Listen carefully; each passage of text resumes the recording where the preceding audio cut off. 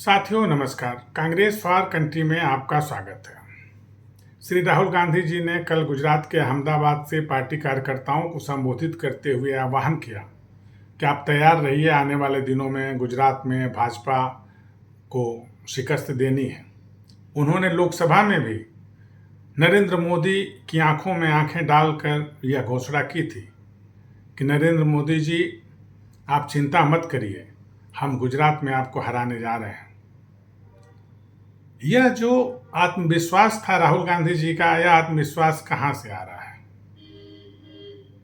क्या उन्होंने भारत जोड़ो यात्रा के 2 चरणों से पूरे देश के जनता के साथ एकाकार होकर जो बल पाया है और जनता द्वारा जो प्रेम और सम्मान उनको मिला है, जनता के दुख दर्द से जिस तरीके से वो करीब से जुड़े हैं, इन परिस्थितियों ने उनके अंदर यह आत्मविश्वास जागृत किया है। आप गौर करिए, पिछले 10 सालों में भारतीय जनता पार्टी 2014 का वो आलम जब इस देश के पूंजीपतियों ने हजारों करोड़ रुपए खर्च करके नरेंद्र मोदी का आभा मंडल तैयार किया था, लगता था कि कोई अवतार सामने आया है जो इस देश की इस देश का पूरा चेहरा और इस देश को बदल के रख देगा, जो दुनिया के में महाशक्ति के रूप में खड़ा हो जाएगा। नरेंद्र मोदी को उनके चंद पूंजीपति मित्रों ने इतने बड़े पैमाने पर पूंजी के जरिए जिस तरीके से नायकत्व प्रदान किया था, देखते देखते 10 सालों में इस देश की जनता ने उस नायकत्व को औंधे मुंह गिरते हुए देखा है।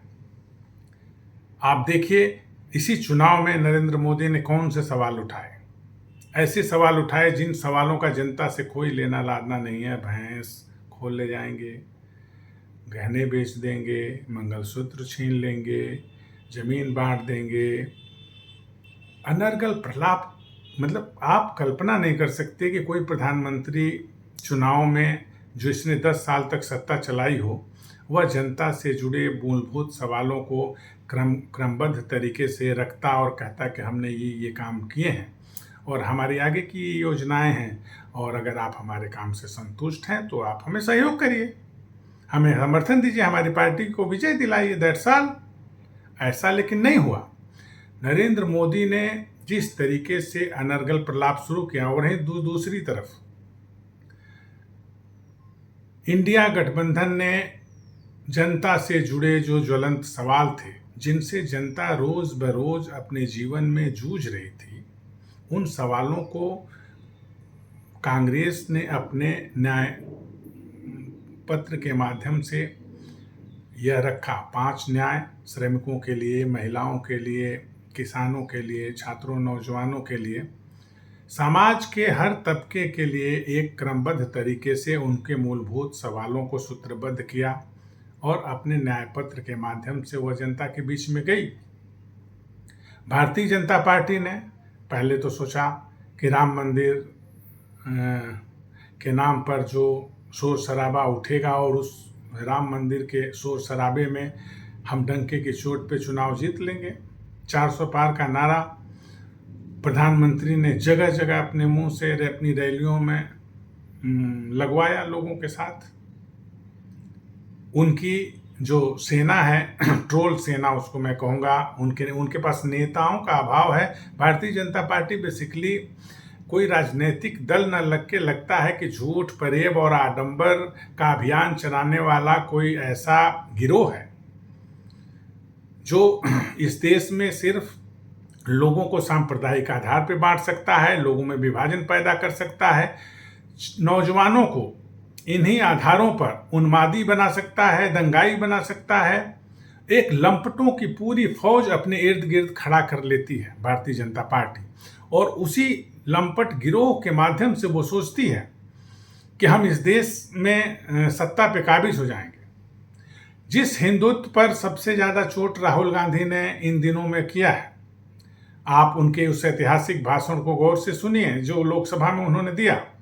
उन्होंने हमारे भोले बाबा की तस्वीर के साथ, बाबा विश्वनाथ, भगवान शिव की उस तस्वीर के साथ उन्होंने कहा कि अभय मुद्रा का हमारे हिंदुत्व में कितना बड़ा महत्व है। हम भय नहीं खाते, हम डरते नहीं हैं, हमें कोई डरा नहीं सकता। महात्मा गांधी ने इसी अभय के सिद्धांत के आधार पर तो अंग्रेजों के साथ लोहा लिया था। वो डरते नहीं थे, लेकिन उनके साथ लगातार संघर्ष कर रहे थे, उनको तिरस्कृत कर रहे थे, उनको असहयोग कर रहे थे। उनके सभी आंदोलनों की जब आप समीक्षा करेंगे तो सभी आंदोलनों की पृष्ठभूमि में क्या है? यही है कि हम तुम्हारा सहयोग नहीं करेंगे, हम होली जलाएंगे, हम नमक सत्याग्रह करेंगे, हम तुम्हारे मैनचेस्टर के बने हुए कपड़ों की जगह पे हम चरखा कातेंगे। इस देश को इस तरीके से खड़ा किया गया है, और इस देश में जो आज़ादी हिंदुस्तान को मिली, यह देश सामान्य देश नहीं है। हिंदुस्तान दुनिया के नक्शे पर हमेशा से कभी भी हाशिए पे पड़ा देश नहीं रहा है। हिंदुस्तान दुनिया के मस्तक पर हमेशा चमकता सितारा था। ऐसा नहीं था कि हजारों तरह के आक्रमण हुए हिंदुस्तान पर, इसीलिए आक्रमण हुए कि हम इतने संसाधनों से लैस थे, हमारे संस्कृति उन्नत थी, लेकिन हमारी संस्कृति ये नहीं थी। अहिंसा हमारे संस्कृति का, हिंदू धर्म की मूल भावना है। कोई भी ऐसा आप हमारे धर्म में वो नहीं पाएंगे कि जो हिंसा की बात करता हो। लेकिन भारतीय जनता पार्टी ठीक इसके उलट एक फासिस्ट विचार को लेकर इस देश में उसने क्या किया? उसने इस देश में लिंचिंग शुरू की, उसने इस देश में अल्पसंख्यकों के खिलाफ लोगों को बड़े पैमाने पर हमलावर बनाने की कोशिश की, जनता को घृणा करना सिखाया, आपसी प्रेम और सद्भाव की जगह देश में विभाजन की हर नींव डालने की कोशिश की, जिससे उसकी राजनीतिक हितों की पूर्ति हो सके। लेकिन इंडिया गठबंधन ने उसके इस इरादे को भांप लिया और एक एकताबद्ध तरीके से इस गठबंधन ने उसकी राजनीति को आज हाशिए पे उठा के फेंक दिया है। ठीक बात है, आप तीसरी बार सरकार में प्रधानमंत्री बन गए हैं, लेकिन ये तो आप ही जानते हो कि किस तरीके से आप सरकार चलाओगे। दोनों तरफ एक एक बैसाखियां लगी हुई हैं। जिस दिन ये बैसाखियां उतरेंगी उस दिन धड़ाम से मुंह के बल गिरने के अलावा और कोई चारा नहीं है। श्री राहुल गांधी जी ने जिस बात पे जोर दिया, उन्होंने जिस हिंदुत्व के खिलाफ आवाज उठाने का कि आप फैला रहे हो, आप कोशिश कर रहे हो, देश भर में फैलाने की कोशिश कर रहे हो कि राहुल गांधी हिंदुओं के खिलाफ है। राहुल गांधी से बड़े हिंदू तुम नहीं हो। राहुल गांधी से ज़्यादा तुम मूल्यों को हिंदू धर्म के मूल्यों का अनुपालना नहीं करते। तुम भगवान के दरबार में भी जूते पहन के जाते हो। तुम तो भगवान को भी अपनी उंगलियों में लेके बाल रूप में और तुम्हारे पोस्टरों में तस्वीरें छपती हैं। तुम्हारे अंदर तो अहम और घमंड इतना है कि तुम ईश्वर से भी बड़े अपने आप को कहते हो। और इस देश का प्रधानमंत्री राहुल गांधी जी ने बहुत ही कटाक्षपूर्ण तरीके से लोकसभा में इस सवाल को उठाया था कि भाई हम थोड़ी कह रहे हैं, इस देश का प्रधानमंत्री खुद ही कहता है कि हम बायोलॉजिकल नहीं हैं। उसे तो ईश्वर के साथ सीधा संवाद होता है। लेकिन कभी भी पाप कर्म करने वालों को हमेशा से सत्य हमेशा विजयी होता है। आज अयोध्या में जो शिकस्त मिली है, भगवान राम के उसी भूमि से जिस तरीके से मुंह में कालिक पुती है भारतीय जनता पार्टी को, क्या वो कालिक कभी वो छुड़ा पाएगी? और मैं कहना चाहता हूं, श्री राहुल गांधी इस देश के नौजवानों, किसानों, मजदूरों, महिलाओं, नौकरी पेशा तबकों, सभी आम लोगों के हितों के लिए रोज जूझ रहे हैं। आपने देखा होगा कि अभी वो गए थे यहाँ जो लोग भगदड़ में हाथरस की जो घटना हुई भगदड़ में, वहाँ भी गए वो, वहाँ लोगों से मिले। उसके बाद वो गए श्रमिकों के पास जो राजगीर का काम करते हैं, दिहाड़ी मजदूरी करते हैं, उनको समझने की कोशिश किए क्या मिलता है। इतनी मेहनत करने वाला वो जो तबका है जो जो इस देश में निर्माण की नींव है, उसका जीवन कैसे चल रहा है, उसको समझने की उन्होंने कोशिश की। वो छात्रों नौजवानों के बीच में लगातार संपर्क कर रहे हैं। लेकिन इस देश के प्रधानमंत्री को आप किसके साथ देखते हैं? आप देखते हैं उन चंद पूंजीपतियों के साथ जिनको लाखों करोड़ रुपए जिनके माफ करता है वो, और उन लाखों करोड़ रुपए के माफ करने के एवज में वह उनसे चंदाखोरी करता है।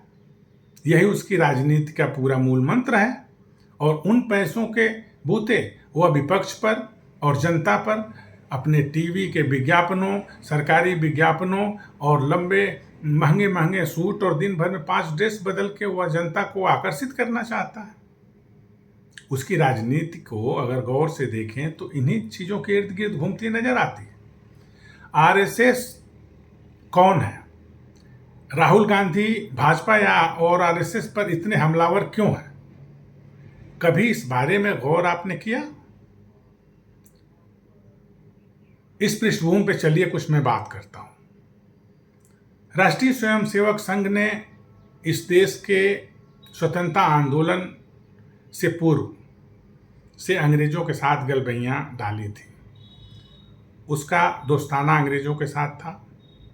अंग्रेज चाहते थे 1857 के सांप्रदायिक विभाजन की जो शुरुआत 1857 से की उन्होंने, जब हमारे देश में हिंदू मुस्लिम, हमारे देश का हर नागरिक 1857 की पहली स्वतंत्रता आंदोलन की क्रांति में बिगुल फूंक दिया था, अंग्रेजों की चूलें हिल गई थी।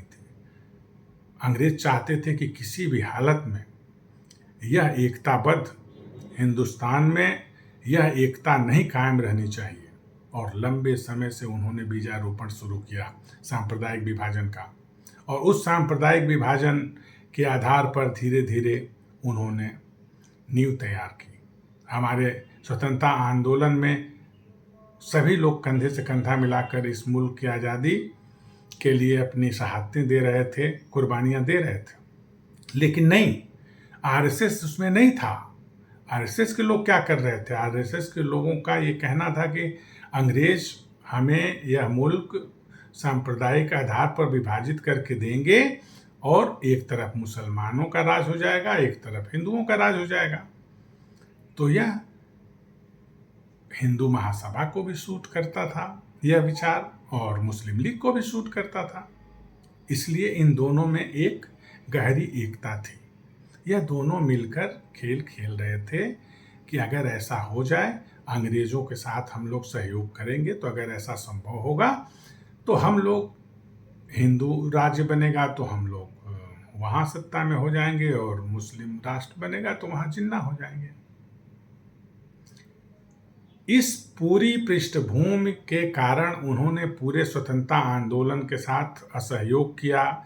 जहां संभव हो सका, हमारे क्रांतिकारियों को 1942 के भारत छोड़ो आंदोलन में उन्होंने हमारे ऐसे नौजवानों के खिलाफ मुखबिरी की और कहा कि हम इसमें शामिल नहीं हैं, हम अंग्रेजों के साथ हैं। परिणाम क्या हुआ? 1947 में आज़ादी के बाद विभाजन, और विभाजन के बाद जबकि कांग्रेस और महात्मा गांधी जी कभी भी इस विभाजन के साथ खड़े नहीं थे, वह इसको उन्होंने कभी स्वीकार नहीं किया। लेकिन जैसी परिस्थितियां थी राजनीतिक, वह अपनी आत्मा पर या कलेजे पे पत्थर रख के, जिसको कहते हैं, इस तरीके से कांग्रेस ने विभाजन की शर्तों को स्वीकार किया था, क्योंकि और कोई चारा नहीं था। बड़े पैमाने पर दंगे आयोजित कराए जाने लगे थे, लाखों लोगों के कत्लेआम और लाखों लोगों से खून से सना हुआ यह जो विभाजन का रास्ता अंग्रेजों ने तैयार किया था, कांग्रेस को अपने कलेजे पे पत्थर रख के उन शर्तों को स्वीकार करना पड़ा था। लेकिन इनके हाथ से तोते उड़ गए। इनको लगा कि ये तो जो हिंदुस्तान बन रहा है, भारत जो बन रहा है, पाकिस्तान तो जो बनना है बन ही गया, और हिंदुस्तान में ये क्या हो रहा है। तब से इन्होंने हिंदुस्तान के अंदर वही विभाजन की राजनीति शुरू की और मुसलमानों के खिलाफ एक सांप्रदायिक उन्माद भड़काना इनका मूल पेशा था। जगह जगह इन्होंने दंगे आयोजित कराने में अपनी भूमिकाएं अदा की और समाज में कोशिश की कि लोगों के मन स्थिति में अपनी शाखाओं के माध्यम से छोटे छोटे बच्चों के मन मस्तिष्क पर इन्होंने जिस तरीके से सांप्रदायिकता का जहर घोला, इनका ये उद्देश्य था कि एक समय ये पीढ़ी तैयार होगी और हम इस देश पर राज करेंगे। आज कोई ऐसी संस्था नहीं है, चाहे वो शैक्षणिक संस्थाएं हों, चाहे राजनीतिक संस्थाएं हों, चाहे संवैधानिक संस्थाएं हों, सभी जगहों पे इन्होंने अपने उन्हीं मानसिकता के लोगों को बैठा लिया।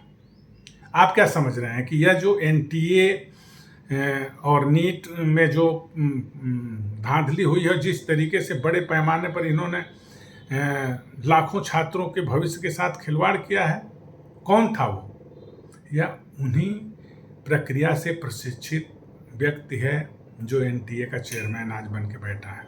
उसी ने जहाँ जहाँ वो रहा है वो यही काम कर रहा है। इनके विश्वविद्यालयों में यही हो रहा है, इनके आयोगों में जहाँ जहाँ शैक्षणिक शिक्षा सेवा चयन आयोग हैं वहाँ भी ये अपने ऐसे ही लोगों को बैठाए हुए हैं। और सब पेपर क्यों गुजरात में छपने चले जाते हैं? गुजरात की एजेंसियां हर जगह क्यों हैं? अयोध्या राम मंदिर बना है तो वहाँ की ज़मीनों पे कब्जा और सब एजेंसियां गुजरात के लोगों को ठेके कैसे मिल जाते हैं? हर जगह गुजरात क्यों है भाई? इतने बड़े देश में हर जगह गुजरात है।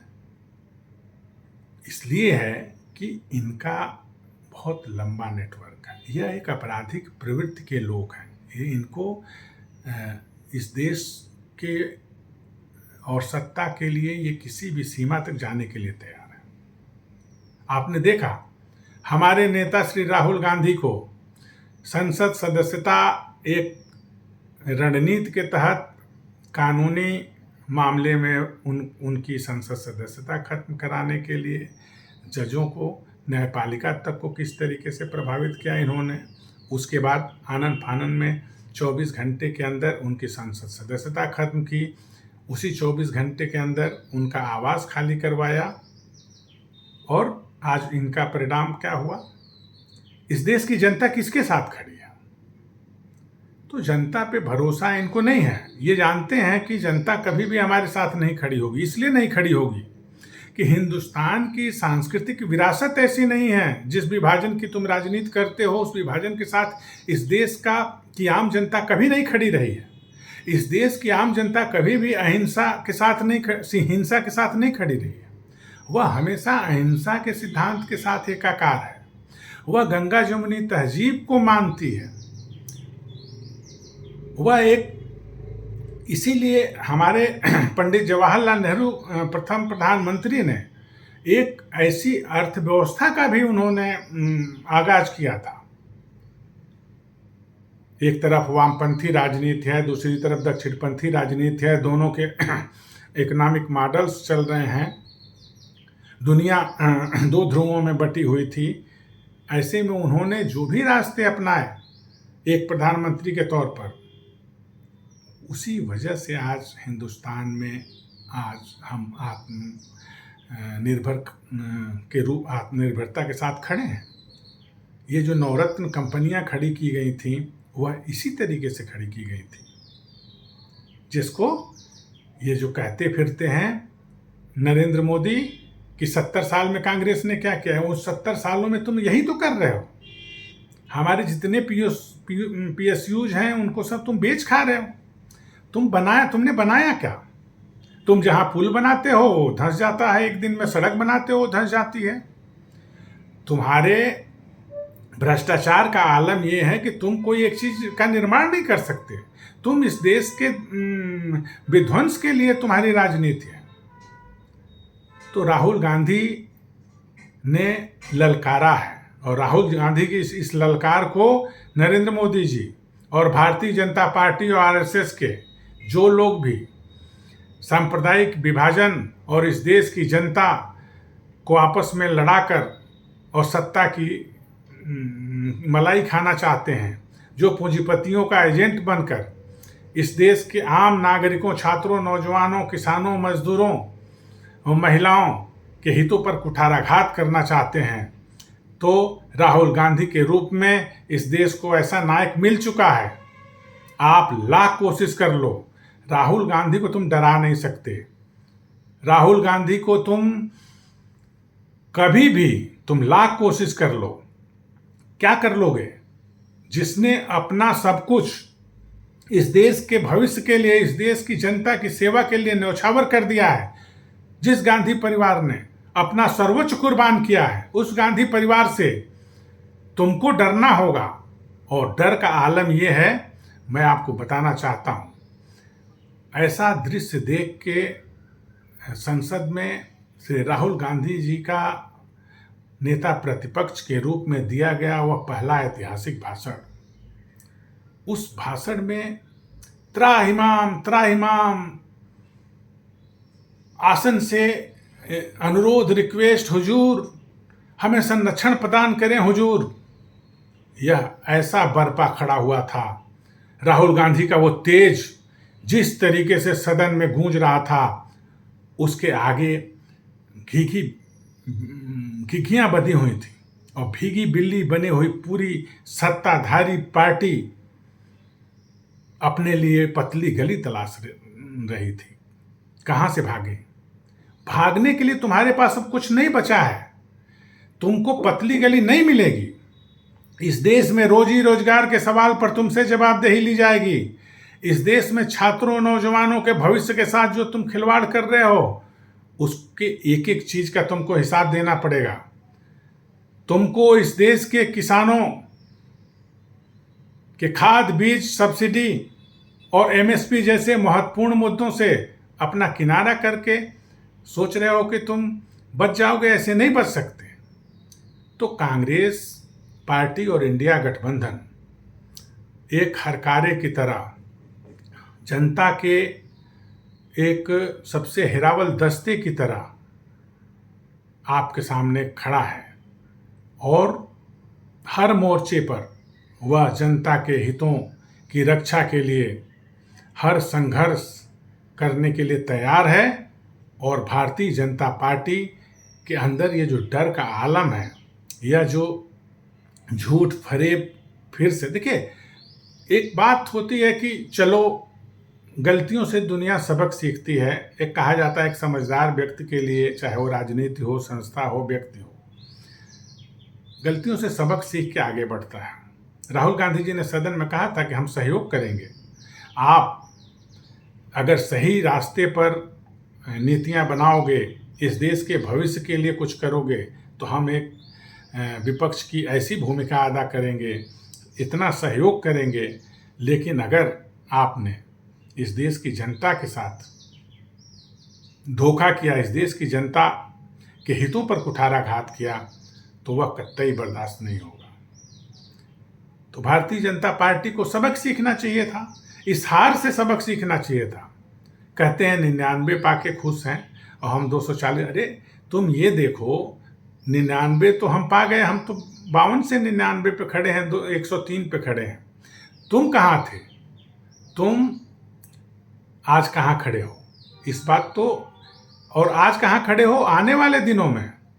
अगर तुम्हारी ये दशा है, जिस तरीके से, एक होता है कि तुम तो सुधरने वाले नहीं हो, जिस तरीके से तुम्हारी इस सरकार का आचरण शुरू हो गया है, जिस तरीके से वही झूठ फरेब और आडंबर और जनता से धोखा धड़ी करने का जो तुमने रास्ता अपनाया है, जिस तरीके से अग्निवीर पर तुम लगातार गलत बयानी कर रहे हो, इस देश की जनता से माफी मांगने के बजाय तुम छुटलाने की कोशिश कर रहे हो।